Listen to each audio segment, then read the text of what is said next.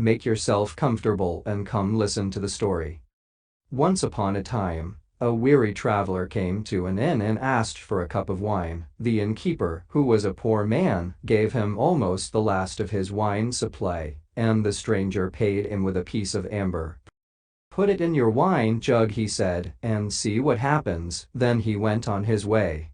The innkeeper put the amber in the jug with the last drops of drink, and, to his amazement, the jug immediately overflowed with good, rich wine. From then on, the innkeeper's fortunes improved, for he never ran out of wine to sell to his customers. He lived contentedly with his dog and cat. But one day, the amber was missing. "Oh no," he wailed, "it must have been poured out into a cup, and someone took it home." He was so sad that the dog and cat promised to help him, and they set out to search for the magic piece of amber that had made their owner so happy.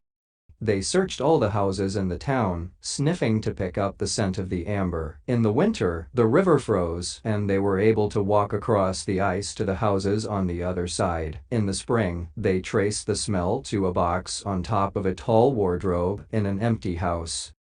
They managed to knock the box down and rescue the amber. They set off for home.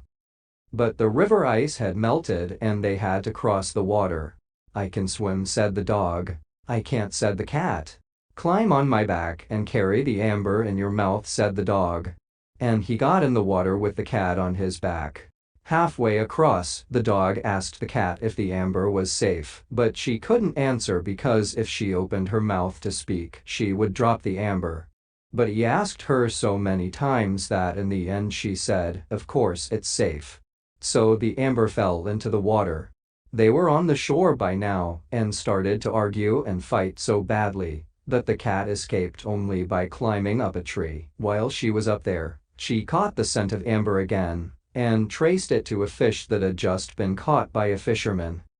Quickly, she caught the fish in her mouth. She ran away back to her master and gave it to him. He cut it open to cook for his supper, and cried out with joy when he found the amber inside.